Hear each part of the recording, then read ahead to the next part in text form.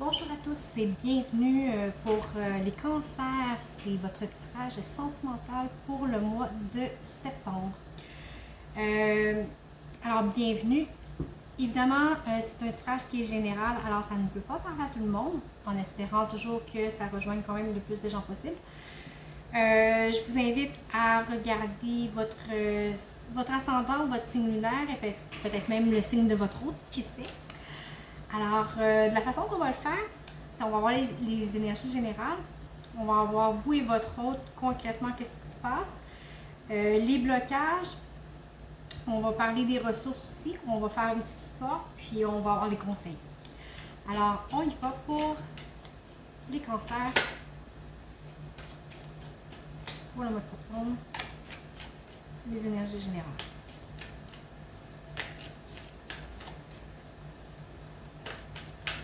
Le puissance mentale, qu'est-ce qui se passe?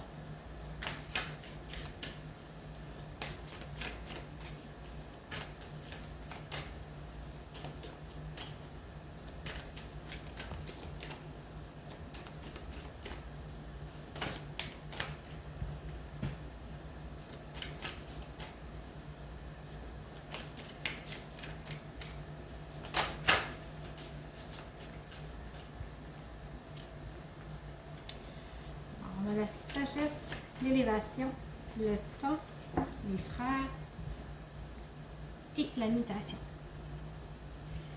Alors ici, on est dans une relation qui est en pleine évolution. Je vais vous montrer les cartes. La sagesse, l'élévation, le temps et les frères. Ici, on est vraiment dans une relation qui nous fait évoluer. On est dans une relation avec quelqu'un qui nous pousse à nous faire face à soi-même. Soit qu'on a, souvent avec ces gens-là, on a comme un lien d'âme très très très fort. Mais c'est vraiment quelque chose de posé, de réfléchi, de connecté, qui évolue lentement. Mais, vous voyez, avec l'évolution, ça se délie lentement. Il y a beaucoup de bobines à faire. Avec le temps aussi, puis vous voyez, vous avez les racines derrière.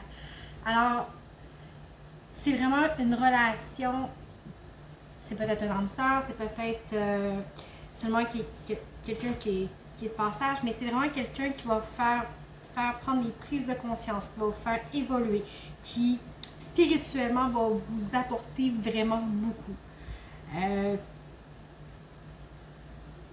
Je ne sais pas si vous étiez réticent à ça mais vraiment c'est là vers quoi votre relation s'en va si c'est pas déjà enclenché, parce que ça se peut que ce soit déjà le cas. Mais c'est vraiment quelque chose qui est bien pour vous. On va aller voir vous dans la relation concrètement. Qu'est-ce qui se passe?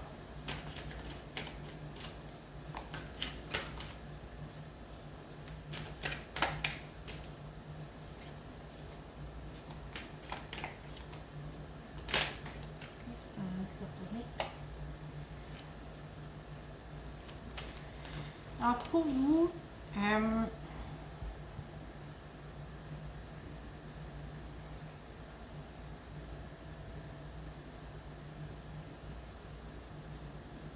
est-ce qu'il y aurait, avec le 5 d'épée, est-ce qu'il y aurait peut-être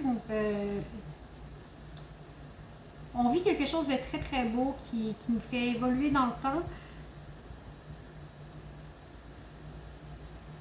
Mais vous avez, je sais que c'est pas la carte de blocage, on n'est pas encore rendu là, mais il y a quelque chose, on fait face, peut-être face à la peur de l'abandon aussi, du rejet, que l'autre se détourne de vous.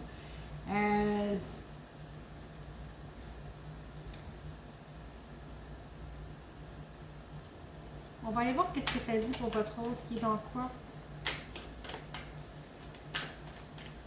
Votre autre, ça peut être homme, femme, mari, c'est pas obligé d'être votre conjoint, ça peut être un amoureux, quelqu'un qu'on a dans le cœur.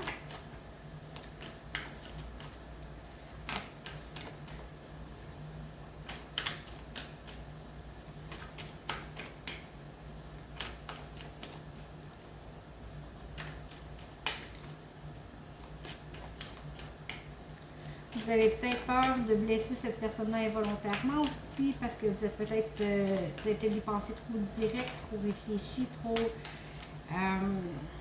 il y a des gens qui n'ont pas l'argent dans leur poche aussi. Ici, on a l'essai de deviner. L'autre personne, c'est quelqu'un qui prend son temps, qui est posé, qui évalue la situation avant d'agir. Puis peut-être que vous avez un côté impulsif, qui a peut-être tendance à blesser les gens. Puis vous avez peut-être peur de ça, peut-être blesser l'autre personne. On va aller voir sur le lien comment ça se passe. Okay. On voit que c'est quelqu'un qui vous fait cheminer, qui vous fait travailler, mais les choses ne sont pas fluides nécessairement. On voit ici, chacun travaille comme il peut de son mieux, mais ça l'accroche, ça peut accrocher. Alors, c'est peut-être pour ça que la personne vous fait vraiment travailler, vous apporte vraiment la profondeur, vous amène à grandir, parce qu'elle vous remet face à vous-même, à ce que vous êtes. Puis, quand on fait face à un homme comme ça, c'est... Oui, c'est bien pour nous, mais ça peut brasser des choses. C'est pas nécessairement doux et paisible. Alors, mais c'est là pour nous faire travailler, puis pour nous faire dépasser nos propres blocages.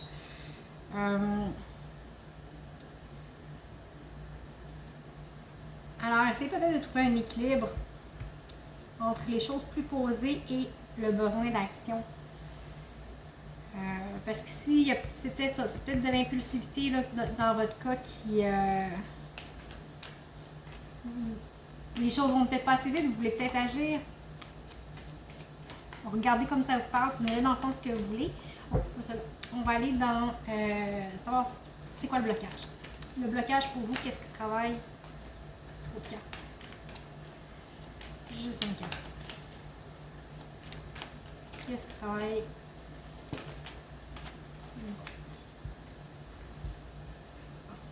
Il y en a trois. On va prendre les trois. Mais écoutez, vous avez encore le 5 d'épée.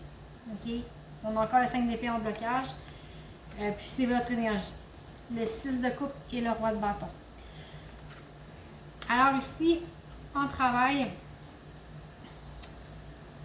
c'est vraiment ça. C'est vraiment...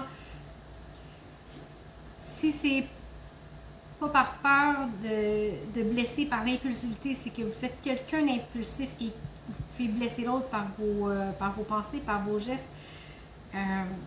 Même si vous êtes quelqu'un de très décidé, peut-être de têtu un peu, essayez d'être plus dans le partage, d'être plus dans la communication. Avec le 6 de coupe ici, avec le 6 de coupe, c'est une carte de partage. On donne et on reçoit. Ça va des deux côtés.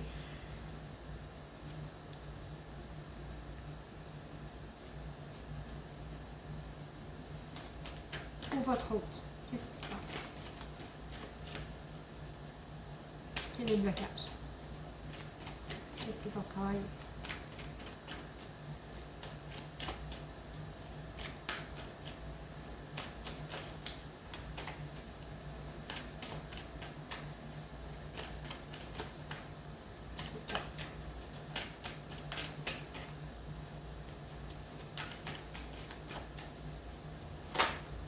Bon, encore là. Je vais prendre celle qui s'est retournée. Ici, vous avez la reine d'épée. Okay. Pour votre autre en blocage, c'est peut-être quelqu'un qui a de la difficulté à faire des choix. On voit que c'est quelqu'un qui est beaucoup dans l'évaluation, dans l'attente, dans est-ce que c'est bon pour moi, est-ce que c'est pas bon. Quelqu'un qui vraiment qui prend son temps. Alors ici, on a ce qui bloque, c'est vraiment de prendre des décisions, être capable de trancher. C'est quelqu'un qui a peur de faire les mauvais choix ici. C'est vraiment quelqu'un qui a peur de se tromper. Peut-être en réponse à l'impulsivité ici. On va aller voir sur le lien. Sur le lien, qu'est-ce qui travaille? Le 10 d'épée.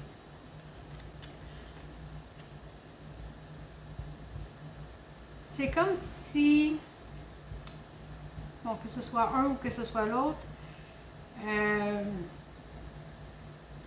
Vous avez des pensées très limitantes qui vous disent, ben écoute, ça va-tu le faire, ça fera-tu pas, est-ce qu'on va s'ajuster, c'est qui s'ajuste, c'est-tu moi, c'est-tu pas moi, c'est lui, c'est elle. Vous voyez, vous avez le 3 d'épée. Ça peut amener beaucoup de blessures, mais de peine, de lourdeur, tout ce questionnement mental-là. Okay? En fait, tout est une question d'équilibre ici. Vous êtes peut-être deux contraires, quelqu'un de très paisible et quelqu'un de très spontané, de très go, on y va dans l'action, de plus peut-être irréfléchi. Puis ici, on a quelqu'un de vraiment trop réfléchi. Okay? C'est peut-être là qui est le clash, mais vos deux opposés vous amènent tous les deux à une transformation qui va vraiment vous permettre d'évoluer dans ce que vous êtes au plus profond de vous. C'est pas mauvais d'être confronté comme ça. On va aller voir la ressource. Qu'est-ce que vous avez en vous ou qui va se proposer à vous pour vous aider. Ça, c'est la moitié du paquet. Donc, on va...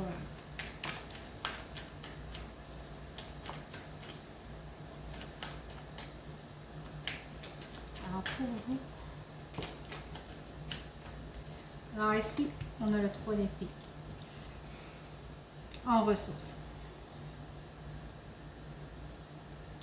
Alors, c'est peut-être vous qui êtes dans la blessure aussi. Vous voyez, bon, on s'entend que le cœur, il n'est pas très bien, en très bon état. Il y a des épées plantées à l'intérieur, il y a du barbelé autour. Ici, si on veut permettre la guérison, il faut extraire les épées. Quand on a une blessure physique, on se rend une écharpe, il faut l'enlever pour que ça guérisse. Même principe. Okay? Les épées représentent nos pensées, nos schémas mentaux, tout le discours qu'on a envers soi-même, qu'on peut recevoir des autres aussi, mais principalement envers soi-même. Alors peut-être qu'au lieu d'être sur la défensive, si on prenait du recul pour prendre le temps de voir où viennent nos blessures, comment je peux les guérir, puis comment on s'extrait. Les blessures viennent toutes de quelque part. Si on le comprend, on peut passer par-dessus et on peut les guérir. Okay? Alors peut-être un travail là-dessus de réflexion, à savoir pourquoi je me sens blessée, pourquoi je suis comme ça. Mais pas juste rester dans le questionnement, vraiment se regarder soi-même face à face pour trouver les réponses à l'intérieur. Ok, ça ne viendra pas du jour au lendemain, mais cette personne-là, c'est pour ça qu'elle est là, pour vous confronter à vous-même. En réalisant ça ici, vous allez pouvoir avancer. Alors, la ressource pour l'autre.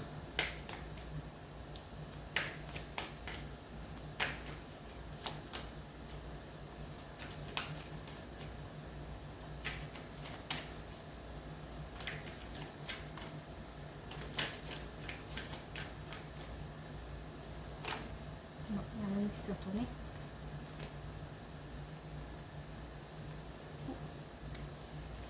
Il y en a plusieurs qui se sont retournés. Je vais juste prendre la première. Il y en a trois. Alors ici, le 2 de pentacle. Okay, quand je disais que c'était quelqu'un qui réfléchissait beaucoup, qui avait de la difficulté à trancher, ici, ce qu'on dit, c'est écoute, garder l'équilibre, c'est beau, mais à un moment donné, tu vas chavirer. Okay? L'équilibre, c'est pas éternel. Tu peux pas. Il est sur une pierre, okay? Il est sur une jambe, on voit qu'il y a de la houle, ça brasse, il jongle en même temps, c'est beau. Okay? C'est beau, mais cette situation-là, la position qu'il a, il ne pourra pas la garder éternellement. Okay? À un moment donné, il va se fatiguer, il va. Alors ici,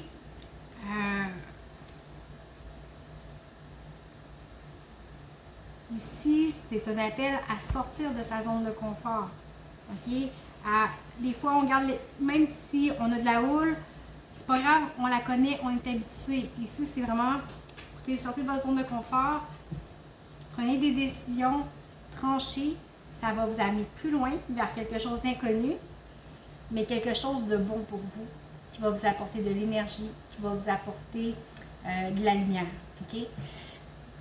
Avec l'as de bâton, c'est vraiment une bonne carte pour commencer le tout. Ça va apporter du changement, mais le changement n'est pas négatif. Ça va vous profiter à tous les deux. On va aller voir si...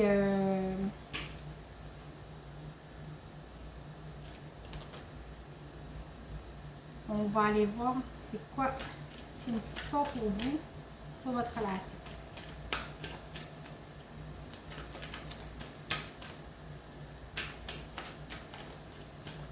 Donc, ça peut être un message totalement différent, qui n'a peut-être pas rapport avec le tirage du tout. Quel est le message?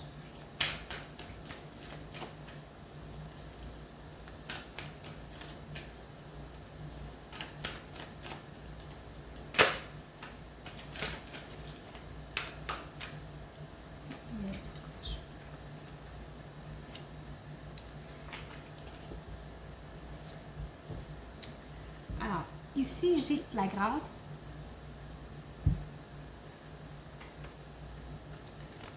J'ai la table, l'eau et la clé de la destinée. En fait, ici, ce que ça dit, c'est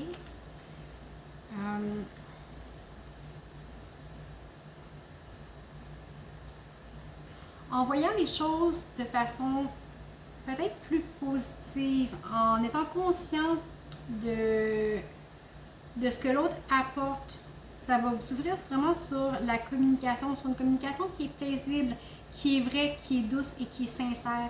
C'est comme ça que vous allez avoir beaucoup de réponses. Okay? Peut-être qu'ici, vous êtes dans le questionnement par rapport à vos différences. On le voit ici avec le 10 d'épée, ça vous tue, quoi. Mais ici, en prenant une respiration, en prenant un petit peu de distance, en regardant peut-être votre autre, justement, face à face, vous allez pouvoir être en même de reconnaître ce qui est positif. On dit que les pensées créent notre réalité. Okay? Alors, si vous restez dans des pensées qui sont négatives, qui sont limitantes, qui sont fausses, en fait, face à vous-même, face à l'autre, c'est tout ce que vous allez vivre. Mais si vous prenez un temps de recul, des fois on peut dire oui, la personne prend peut-être pas les décisions aussi rapidement que moi, ne prend pas le même chemin que moi pour arriver au parcours, ça peut m'irriter, ça peut, pourquoi. Mais à quelque part, chacun est différent. Alors, quand on accepte la différence qu'on a avec l'autre, de voir qu'est-ce que ça peut nous amener de bon dans notre vie, qu'est-ce qu'on doit travailler, parce que les opposés sont là pour nous faire travailler justement ce qu'on n'a pas. Parce que le but de la vie, c'est de se recentrer. C'est pas d'être tout à droite, tout à gauche ou en haut, en bas, peu importe. Le but, c'est vraiment d'être au centre pour avoir le meilleur équilibre possible. Alors, c'est en réalisant ça, en remerciant pour la chance qui vous est donnée de travailler sur vos propres limites, grâce à cette personne-là, vous allez vous ouvrir à la discussion. Puis, en étant ouvert à l'autre, vraiment, toutes les réponses que vous cherchez vont vous être apportées. C'est vraiment beau, hein? Vous avez un beau tirage. On voit que ça travaille beaucoup, mais c'est quelque chose qui est très bénéfique. Alors, sortez de votre tête, ok? Sortez de votre mental. Votre tête n'a pas toujours raison, ok?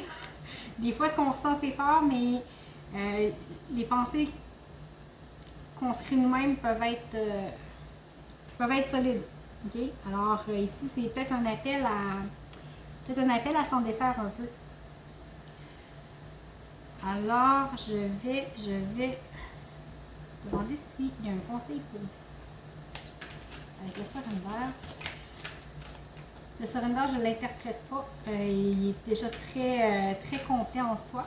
Je vais juste le lire en fait, mais c'est une traduction. Alors c'est une traduction qui est très libre, d'accord? Je suis très loin d'être bilingue. Mais l'important c'est qu'on comprenne le message.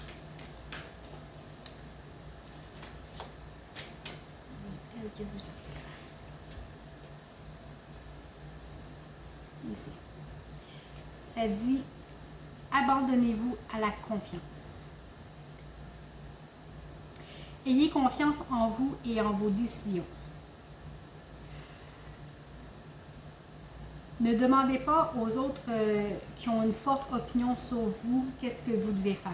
Ne vous fiez pas aux opinions des autres, à ceux qui paraissent peut-être plus forts. Prenez action et soyez confiant que vous avez choisi le bon chemin. Okay? C'est peut-être un petit peu ça qu'on avait tout à l'heure, on avait de l'hésitation. Alors, ayez confiance en vous. Oui, c'est bon des fois de demander l'avis des gens, mais laissez-vous pas impressionner par des gens qui ont l'air tellement plus sûrs d'eux ou peu importe. Ayez confiance en vos propres choix. Vous connaissez ce qui est bon pour vous et vous y accédez. Ici, j'en ai un autre. Le dos de deck. Je vais vous montrer. OK. Arrêtez d'être sans défense. Okay, dans le sens de peut-être passif.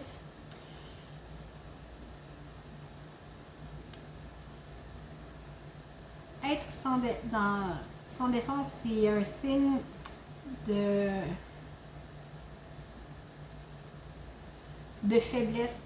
Pour communiquer avec plus d'énergie, être capable de vraiment dire ce que vous voulez, restez centré et écoutez